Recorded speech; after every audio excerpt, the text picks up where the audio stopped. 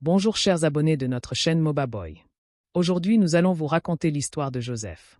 L'histoire de Joseph est l'une des récits les plus captivants et riches en enseignements de l'Ancien Testament, principalement racontée dans le livre de la Genèse, chapitres 37 à 50. Voici un résumé des points clés de son histoire. 1. Le fils préféré et les rêves prophétiques. Joseph est le 11e fils de Jacob et le premier de Rachel, la femme préférée de Jacob. Jacob aime Joseph plus que tous ses autres fils et lui offre une tunique de diverses couleurs, ce qui provoque une grande jalousie chez ses frères. Joseph fait aussi 2 rêves prophétiques. Dans le premier, les gerbes de ses frères s'inclinent devant sa propre gerbe. Dans le second, le soleil, la lune et 11 étoiles, représentant son père, sa mère et ses 11 frères, se prosternent devant lui. Ces rêves, qui annoncent sa future supériorité, attisent encore plus la haine de ses frères. 2. La trahison et l'esclavage. Un jour, alors que Joseph rejoint ses frères qui font paître les troupeaux, ces derniers complotent pour le tuer. Ruben, l'aîné, les persuade de ne pas le tuer, mais de le jeter dans une citerne vide, avec l'intention de le sauver plus tard. Cependant, tandis que Ruben s'absente, Juda propose de vendre Joseph à une caravane de marchands ismaélites qui passe par là. Joseph est alors vendu pour 20 pièces d'argent et emmené en Égypte. Les frères trempent la tunique de Joseph dans du sang d'animal pour faire croire à leur père qu'il a été dévoré par une bête sauvage. Jacob est inconsolable. 3. Joseph en Égypte, de l'esclavage à la prison.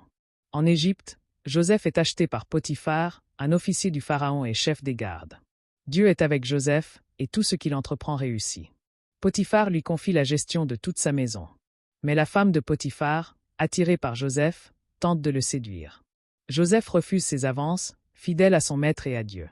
Furieuse, elle l'accuse faussement d'avoir essayé de la violer, et Joseph est jeté en prison. 4. L'interprétation des rêves et l'élévation. Même en prison, Dieu continue d'être avec Joseph.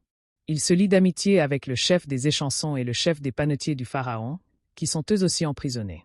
Tous deux font des rêves, et Joseph, par la grâce de Dieu, les interprète correctement. L'échanson sera rétabli, tandis que le panetier sera exécuté. Les rêves se réalisent comme il l'avait prédit. 2 ans plus tard, le Pharaon fait lui-même 2 rêves troublants que personne ne peut interpréter. L'échanson se souvient alors de Joseph et le recommande au Pharaon. Joseph est tiré de prison et, grâce à l'aide de Dieu, interprète les rêves du Pharaon. Cette année d'abondance seront suivies de cette année de famine terrible. Il conseille au Pharaon de nommer un homme sage pour stocker les récoltes pendant les années d'abondance. Impressionné par la sagesse de Joseph, le Pharaon le nomme vice-roi d'Égypte, lui donnant une autorité immense, juste après lui. Joseph, alors âgé de 30 ans, parcourt tout le pays pour superviser la collecte et le stockage du grain.